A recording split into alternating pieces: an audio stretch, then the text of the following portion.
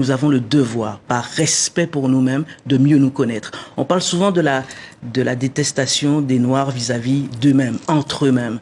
Je pense qu'il est temps d'inverser la tendance et d'attirer à nous ce que nous voulons. Ce que nous voulons, c'est l'unité. Ce que nous voulons, c'est créer des liens. Ce que nous voulons, c'est créer quelque chose qui transcende justement tous ces clivages qu'on a pu avoir. Et il est vraiment temps pour nous de faire unité et qu'on puisse avancer ensemble. L'Afrique est le continent le plus riche de la planète à travers l'histoire de la civilisation, ses talents, son extraordinaire jeunesse et sa capacité à se relever. L'histoire de l'Afrique, c'est celle de la création de toute vie sur Terre, des reines, des rois et des empires. C'est aussi la colonisation, le déracinement et l'assimilation. L'Afrique rappelle tous ses enfants. Son cri est si puissant qu'il pénètre la planète entière. Désormais, l'histoire de l'Afrique s'écrit avec toutes ses filles et tous ses fils africains et afrodescendants. Le mois de l'histoire des Noirs en Afrique, c'est celui du continent qui s'éveille, raconté par les Africains et les afrodescendants, unis autour d'un thème en 2020, l'apport du continent africain et des afrodescendants dans l'économie mondiale. Ensemble, bâtissons l'Afrique aujourd'hui, pour demain. Au pied de l'embarcadère d'Abomey-Calavi, ils sont accueillis. Ces afro-descendants venus de la Guadeloupe reçoivent ici les hommages de ceux qui auraient dû être leurs compatriotes. Le mois de l'histoire des Noirs africains s'ouvre ainsi pour la première fois au Bénin et les déportés revendiquent leur identité. C'est important que nous puissions vous demander l'autorisation et la permission de venir à vous ici. Merci sincèrement pour l'accueil que vous nous réservez.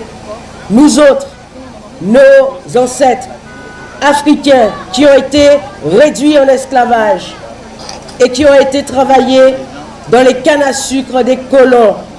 C'est pour ça que nous avons ici la canne à sucre. C'est pour vous dire que ces cannes à sucre-là ont connu le sang, C'est par l'afro-descendante Mélina Seymour, coordonnatrice générale du mois de l'histoire des Noirs en Afrique et chaleureusement accueillie par les têtes couronnées, autorités communales députées à l'Assemblée nationale et par leurs frères et sœurs venus massivement pour la circonstance. L'organisatrice de cette première édition remercie les autorités communales d'Abomey-Calavi et le gouvernement de Patrice Talon pour les efforts consentis dans l'organisation de ce mois de l'histoire des Noirs et appelle à la convergence des efforts des filles et fils d'Afrique. Nous avons une histoire commune qui est incroyablement riche et la connaître pour la partager, c'est un devoir à la fois individuel, mais c'est surtout un devoir collectif. Nous n'avons d'autre choix que de le partager ensemble. Nous n'avons d'autre choix que de laisser à nos enfants, tous ces enfants qui sont là, nous n'avons d'autre choix que de leur laisser une trace indélébile de ce que nous sommes. Cet événement est un acte de reconnaissance aux ancêtres victimes d'esclavage, a souligné le maire de la commune d'Abomey-Calavi. Il rappelle ensuite le grand devoir du citoyen béninois pour réussir ce mois de l'histoire. Au cours de ce mois béni donc, qui nous rassemble, chacun doit laisser exploser les talents et le génie en lui pour démontrer à la face du monde, voire rappeler au monde que le noir a de la valeur et du mérite. Nous devons regarder dans le rétroviseur, pas pour nous plaindre, ni ressasser de l'amertume, mais pour nous ressourcer de la bravoure, des talents et du courage de nos aïeux.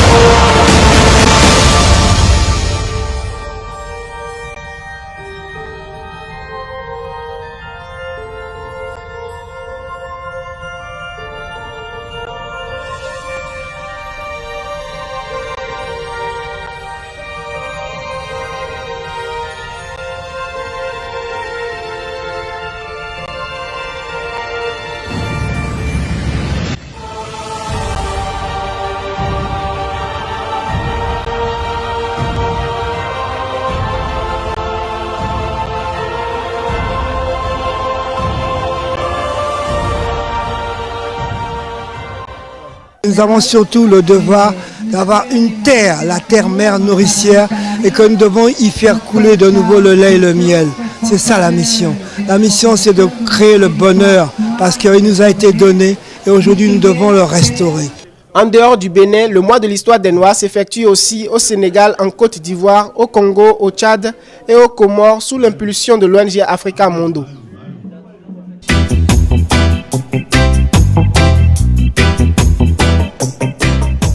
Si le nègre du ghetto doit être éternellement nourri par la main qui le pousse dans le ghetto, il ne deviendra jamais assez fort pour sortir du ghetto. Père émergea durant 2 jours, on organisait des jeux éducatifs dont la claquette, les puzzles, awalé, un atelier d'art, les jeux de dames et des questions de culture générale sur la culture africaine, également posées aux enfants participants. Je suis là, je représente le salon du jouet éducatif et de la poupée noire. Donc j'ai fait des fiches d'inscription pour chaque atelier de jeu, pour que les enfants puissent être mieux orientés, pour qu'ils s'inscrivent sur ce que chacun aime faire et tout ça, pour être mieux orientés. Et il va vers son encadreur. Alors, ce qu'on est en train de faire, c'est de montrer que l'éducation par le jeu est une option, c'est une alternative pour le 21e siècle. Parce qu'un enfant qui apprend en jouant, retient nécessairement ce qu'il apprend. Et donc, notre objectif dans ça, c'est pouvoir prouver que le jeu est un vecteur éducatif important, voire même primordial. Et ici, dans le cadre de l'histoire des Noirs en Afrique pour la première fois, nous voulons justement que les enfants apprennent à travers des activités que nous sommes en train de faire, non seulement des jeux traditionnels africains, mais aussi redécouvrir l'Afrique à travers les puzzles, par exemple. C'est le jeu de claquettes ici, chez nous ici, ils appellent ça Buntu. Et nous sommes avec les amis du jeu de dames. La finalité de ce jeu, en principe, si le gagnant est primé, c'est un jeu qui permet aux enfants de savoir, ça permet aux enfants de savoir quand même le petit jeu de calcul. En mathématiques, nous avons positif, négatif. C'est un jeu qui est positif et négatif. Donc quand les enfants lancent le même pied, c'est positif. Quand c'est négatif, c'est moins. Vous voyez, c'est un état d'esprit. C'est une initiative diasporique. Oui. C'est une sœur qui est installée en Afrique du Sud depuis plus d'une vingtaine d'années. D'accord. Qui a commencé ce mouvement-là. D'accord. Et elle a un institut qui s'appelle l'Institut de l'Africologie. Ok. Et c'est à travers elle que ça a pris. D'accord. Ensuite, c'est grâce aussi au mouvement Rastafari. Okay. Parce que la conscience noire est au cœur du mouvement. Et donc, eux aussi, étant donné qu'ils sont plusieurs millions en Afrique du Sud, ont donné une dimension. D'accord. Mais comme il dit, le bourgeois qui tend à prendre la place du blanc, c'est pas ça qu'il va défendre. D'accord. Et le peuple commence maintenant à réaliser qu'il est une force. Okay. Mais, l'histoire d'Afrique du Sud c'est assez particulier. L'Afrique du Sud a une histoire particulière, dans le sens où les Noirs ne pas encore ce qu'ils sont. Parce que c'est de grandes luttes. Hein. Tout ce que nous avons vécu, en fait, tout ce qui continue de vivre, les Noirs en Afrique du Sud, c'est de bonnes guerres.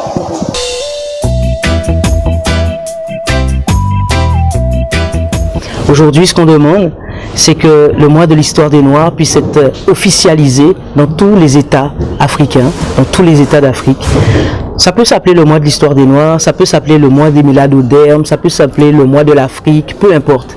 C'est un mois qui est consacré, en tout cas, à célébrer notre histoire ou nos histoires ou les histoires des africanités à travers le monde. Et c'est quoi l'origine de tout ça en réalité? Pourquoi je viens avec ça sur le territoire et qui suis-je d'abord pour le faire?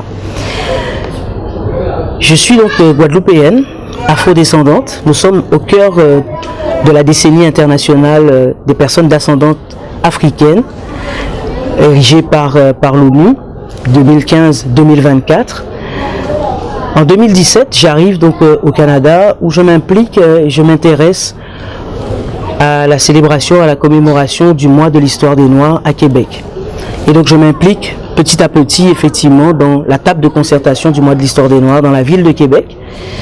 Et la présidente à l'époque, Madame Dey Marifal, qui est pour moi une mère spirituelle, qui est une Sénégalaise, qui est aujourd'hui canadienne, sénégalo-canadienne donc, elle dit un jour que elle comprend pas pourquoi dans le cadre du mois de l'histoire des Noirs, ce n'est pas célébré donc en Afrique. Déjà ça avait fait tilt, mais c'est pas que ça. J'ai créé au Canada 2 organisations internationales, dont le Réseau international des jeunes leaders francophones. On est présent dans 23 pays aujourd'hui, dont 18 en Afrique.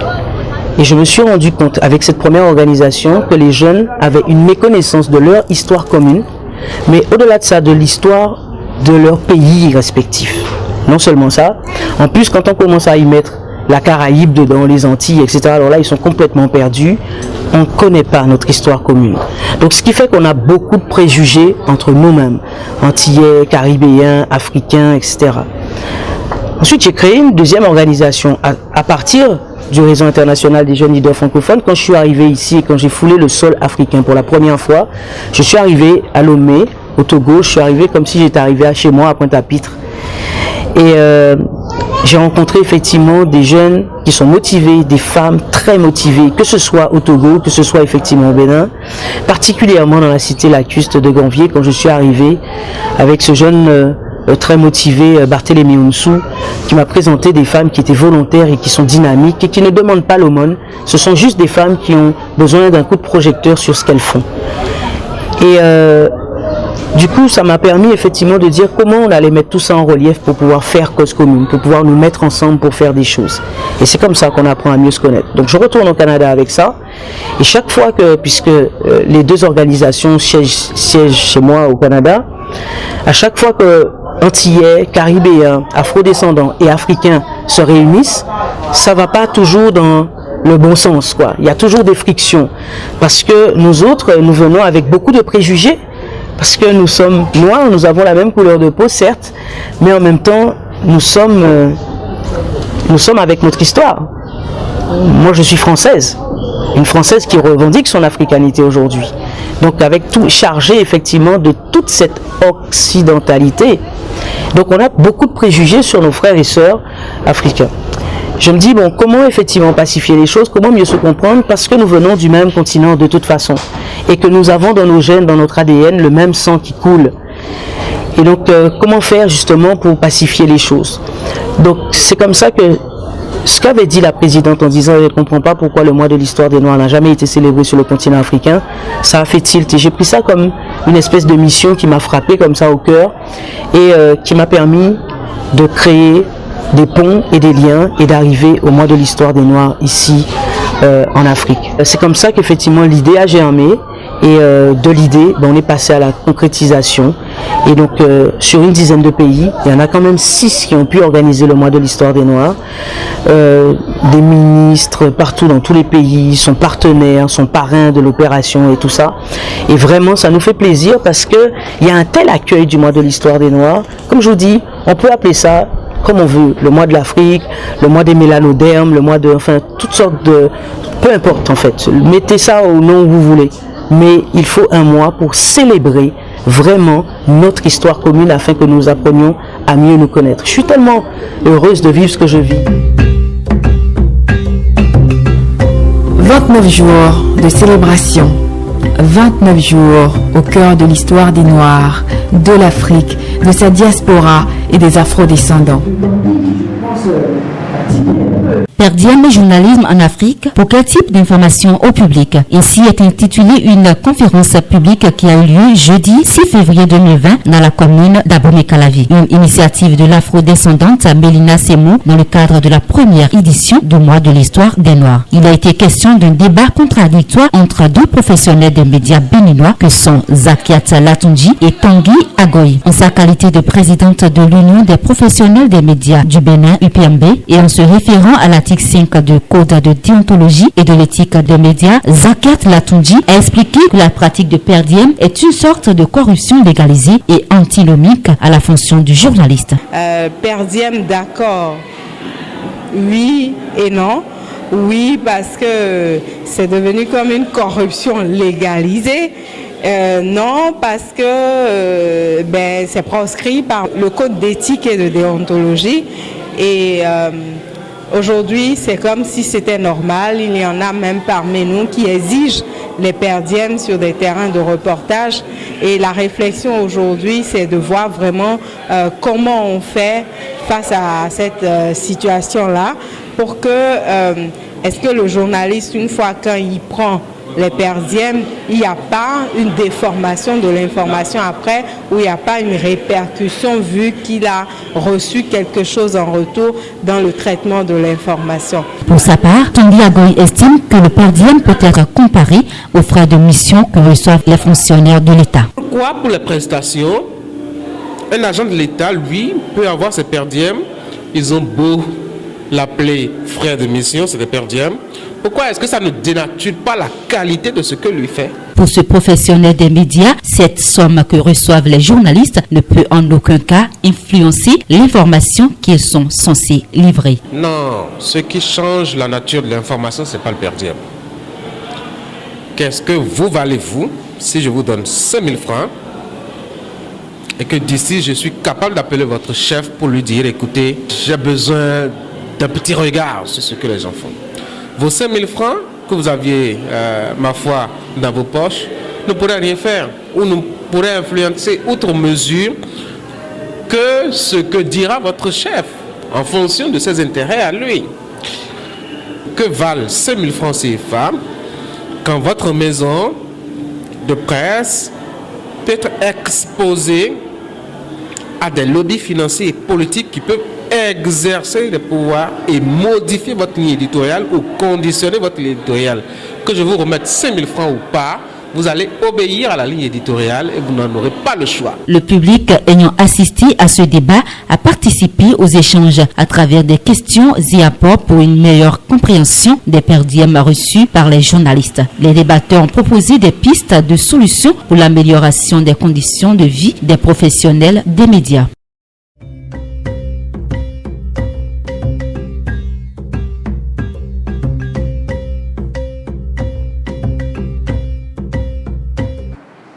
L'Afrique du Nord pour blanchir l'Égypte. L'Égypte ne pouvait pas être une civilisation noire. Et c'est ce que Cheikh Anta Diop a voulu démentir en 1953 lorsqu'il a présenté sa thèse sur le thème de l'antériorité des civilisations nègres. Et évidemment, ça a été réfuté par les éminents professeurs de la Sorbonne. Et il est revenu 7 ans plus tard, en 1960, et après plus de 7 heures de présentation, ils ont été obligés de reconnaître que ce n'était plus juste des impressions, comme on lui avait dit en 1953, mais des preuves. On versait leur sang sur les champs de bataille, que ce soit la Première Guerre ou la Deuxième Guerre. Et peut-être que s'ils n'étaient pas là, plus ceux qu'on a tués à Tcharoy, peut-être que s'ils n'étaient pas là, la France parlerait allemand aujourd'hui. Donc je considère que la langue française est tout aussi légitime qu'aux Français de l'Hexagone. 29 jours de célébration, 29 jours au cœur de l'histoire des Noirs, de l'Afrique, de sa diaspora et des afro-descendants. Justement, parlant du peuple noir, il y a cette tache noire de l'esclavage.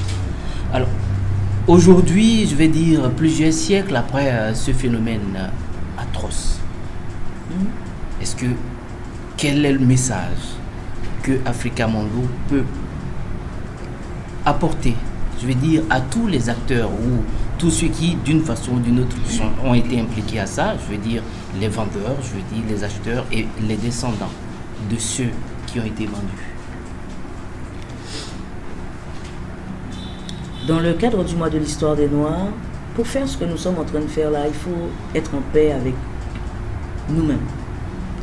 Moi, je suis très en paix avec moi-même là-dessus. C'est-à-dire qu'il y a des gens qui voient des films sur l'esclavage, et puis après, quand ils voient un caucasien dans la rue, ils ont envie juste d'être violents. Je pense qu'il faut être en paix avec soi-même. Je ne fais pas partie de ceux, même si je les respecte, qui demandent réparation. Pour moi, ça n'a aucun intérêt.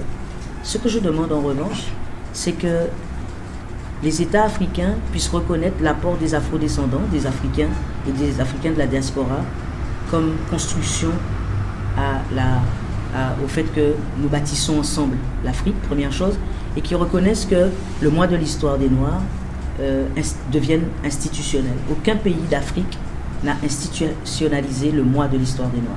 Donc ça, c'est une vraie bataille avec les parlementaires pour leur faire comprendre qu'il n'est plus possible de continuer effectivement, entrer dans cette nouvelle décennie en 2020 sans que le mois de l'histoire des Noirs soit officiellement reconnu. C'est une première chose. Ensuite, vous savez, moi je suis guadeloupéenne, et quand un Antillais vient ici et qu'il va, puisque nous parlons du Bénin, qu'il va à la porte de non-retour, il y a quelque chose qui se passe, je le disais, c'est spirituel, il y a des choses qu'on ne peut pas expliquer. En stage, il y a une de nos jeunes sœurs qui m'a dit que finalement c'était nous les chanceux parce qu'on est partis. Et vous savez, c'est ça le vrai déracinement. On ne peut pas être chanceux d'avoir vécu les atrocités qu'ont vécu nos ancêtres. Ce étaient des Africains qui ont été réduits à l'esclavage. On vient avec un sentiment où on veut faire la paix avec nous-mêmes et on demande que nos frères et sœurs d'ici puissent nous accepter en tant que tels. Et l'Afrique ne sera jamais apaisée tant que ses enfants dans le monde seront divisés.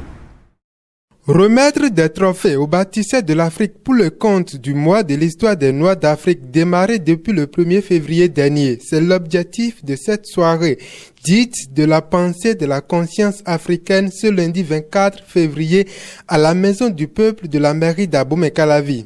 Après le discours introductif délivré par le directeur de cabinet du président de l'Assemblée nationale et les exhortations de la première autorité de la ville d'Ottawa à l'endroit du peuple noir africain, la coordonnatrice générale du mois de l'histoire des Noirs d'Afrique rappelle l'importance d'une telle célébration. C'est important de nous célébrer notre histoire commune, afin que nous puissions découvrir qui nous sommes avec nos propres mots et avec nos propres regards. Savoir d'où l'on vient pour savoir où on va. C'est tout le sens de ce que nous sommes en train de faire. Le maire Georges Bada exprime son émotion. Nous sommes en train de partager depuis le 1er février quelque chose d'inédit qui restera dans les annales de notre pays. C'est une fierté pour moi d'abriter cet événement à Abomey-Calavi. Nous sommes aujourd'hui non seulement à revivre cette histoire que nos enfants ne connaissent plus et que nous sommes tenus de leur inculquer dans l'esprit. Chaque Africain doit faire recours à ses origines afin d'apporter sa pierre à la construction d'une Afrique prospère. C'est fort de cet appel que le représentant du président de l'Assemblée nationale du Bénin salue l'initiative qu'il se veut pérenne. Je voudrais que la célébration de cette première édition du mois de l'histoire des Noirs au Bénin soit une fête de l'histoire des peuples et des cultures autochtones d'essence africaine et qu'elle marque le début d'une nouvelle ère pour le ressourcement des afro-descendants à travers leur retour aux origines en vue de la construction de liens étroits et solides qui puissent profiter à l'Afrique. Après le projet de motion parlementaire en faveur des Africains et afrodescendants, le défilé de mode, la présentation de l'exposition Les grands bâtisseurs de l'Afrique et la révélation live painting du tableau de Parken Doku sont d'autres moments forts qui ont marqué cette soirée de la conscience et de la pensée africaine.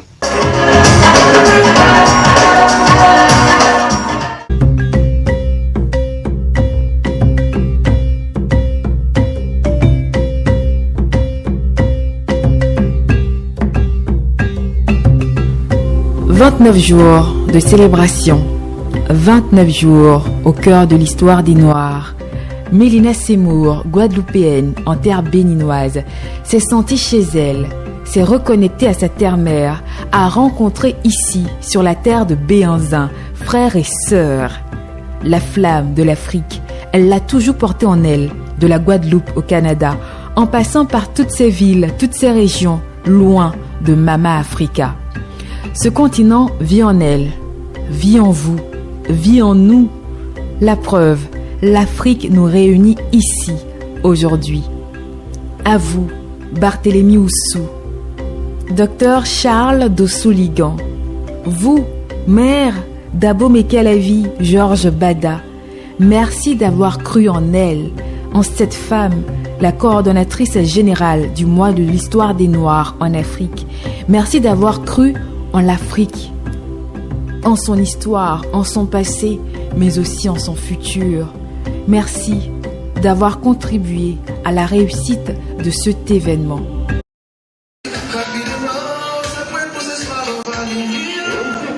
La première édition du mois de l'histoire des Noirs en Afrique a connu ce samedi 29 février son épilogue dans la grande salle des fêtes de la mairie d'Abo Mekalavi, en la présence d'importantes délégations venues soutenir la cause africaine. Du 1er au 29 février, l'ONG Africa Mondo a tenu le pari, celui de révéler et de raconter l'histoire des Noirs d'Afrique au peuple béninois et africain, à travers colloques, sorties, découvertes et expositions vendant des produits fabriqués en Afrique et des soirées de la conscience et de la pensée africaine. Mélina Seymour, la coordonnatrice du mois de l'histoire des Noirs en Afrique, est revenue sur les faits de cette édition.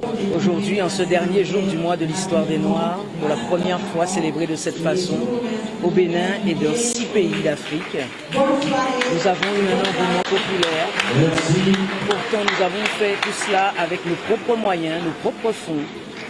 Et sans crier gare, sans effectivement faire énormément de tapage, nous avons su mobiliser les gens à travers les réseaux sociaux, à travers les médias qui ont bien voulu nous donner un coup de main et qui ont participé justement à l'amplification de cet événement. Pour clôturer le mois de l'histoire des Noirs en Afrique, la soirée des femmes noires inspirantes a connu la remise de trophées à 10 lauréates. La présidente du jury du concours, Madame Dey Marifal, a eu du mal à dégager les lauréates, les unes aussi inspirantes que les autres, mais il fallait aller au bout. J'ai été présidente du jury pour la première édition du concours Femmes Noires Inspirantes qui s'est tenu à Québec, au Canada, l'année dernière en 2019. Donc celle-ci, c'est la 2e édition. Et je dois dire que tous les ans, depuis l'année dernière, c'est toujours un problème. Nous sommes confrontés à des choix durs et difficiles parce que la plupart des femmes qui se présentent mériteraient d'être retenues finalistes. Mais c'est ainsi dans la vie. Il y a ainsi les concours et dans les concours, c'est toujours serré.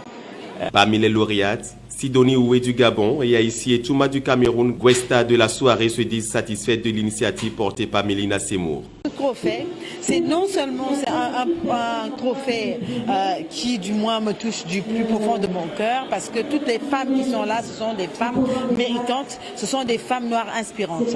Mais je prends cela comme un engagement. Je suis déjà entièrement engagée auprès des enfants depuis déjà plus de 20 ans et je voudrais pérenniser mes initiatives et puis prendre justement ce trophée et être l'ambassadrice du mois de l'histoire de l'Afrique. Ce trophée présente pour moi un autre engagement qui vient se joindre à l'engagement que j'ai déjà sur le plan africain et au-delà pour continuer à intégrer certaines souches de l'Afrique qui ne se considèrent pas comme des Africains en raison de leur peau.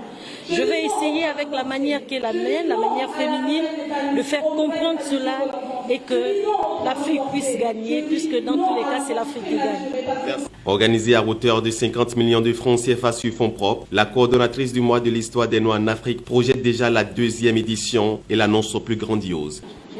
Sans discontinuer depuis 50 ans, le mois de l'histoire des Noirs existe aux États-Unis.